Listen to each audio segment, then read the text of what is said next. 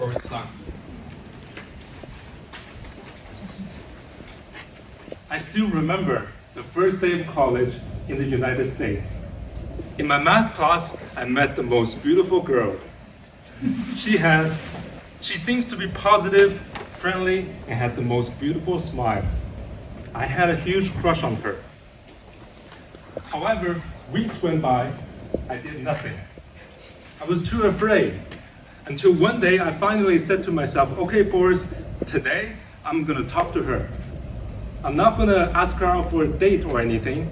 I'm just gonna say hi, introduce myself. Maybe she needs help with math. So there I was, the class was finished. She immediately went up to the professor and started talking to the teacher. So I stood in the back of the classroom, pretend to talk to my classmate, but really I was waiting for her. After a few moments, I noticed, wait a minute, she's gone. I immediately left the classroom. There she was, already 100 meters away from me, walking towards the parking lot. Now, if you were me, what would you do? Run up to her and introduce myself anyway? Maybe I can play it smart and say, run up to her and pretend to trip and fall in front of her. And say, excuse me, miss, I think you dropped your boyfriend. Well, I didn't do that. I thought it'd be a little creepy to chase her. So I said to myself, okay, Forrest, next class I'll talk to her. And there was no next class. Turns out the math class was too difficult for her. That's why she was talking to the professor. She dropped out of the class and I never got to see her again. You see, in life, we like to believe that there will be a second chance. If we don't do it today, we can do it tomorrow. But the truth of the matter is, maybe we don't get a second chance. Carpe diem. In the language of Latin, it means seize the day. Grab the opportunity when you can, because you never know when you'll have a second chance, if you have a second chance. Ladies and gentlemen, is there a kind of phone call that you are afraid to get? You know, the kind of phone call that when you pick up, you were told one of your parents is dying. I got that phone call about 3 months ago in the evening. My mom called me and said, my dad was not gonna make it.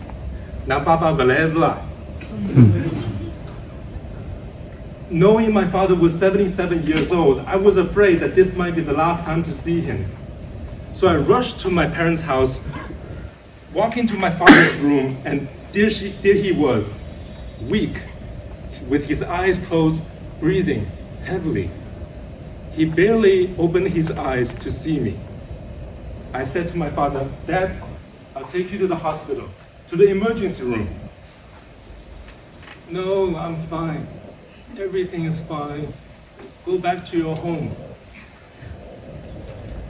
No matter what I said, he refused to go to the hospital. He even refused the police officer who came to check on him earlier.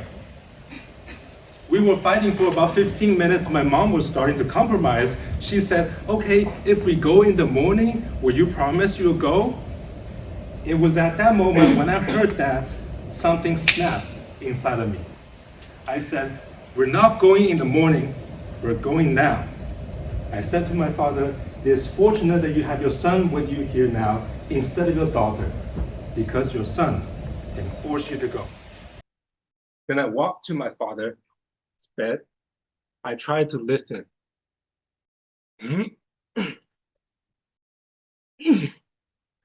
Have you tried lifting someone who was 100 kilograms while he's fighting back?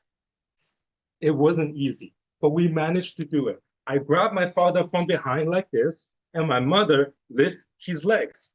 And just like this, step by step, we moved out of the bedroom. Long story short, we went to the hospital, to the emergency room. He had pneumonia with a burning fever of 39.6 degrees.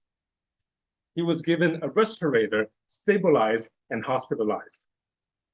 The good news is he recovered a few days after. But I still remember that night. I was so afraid. What if this is the last time to see him? But I still want to listen to his stories in Hong Kong, how he started with nothing and became a businessman. I still want him to wait for me to make money, get a family, get married, and have a child so that he can see his grandchild. That day may never come, but at least I have some time with him now, and that's much more than what I thought I had.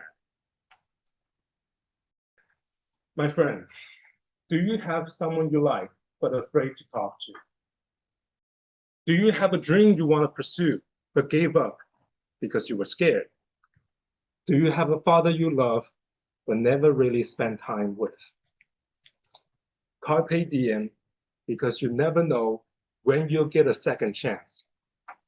The truth of the matter is, each and every one of us in this room will one day stop breathing, turn cold, and die. We never know if we'll get a second chance to do what we want, to say what we want. My fellow Toastmasters, I want to ask you one last question. If you can go back in time and talk to yourself 10 years ago, what would you say to that person? What regrets you want them not to have? Well, actually, you can talk to that person now.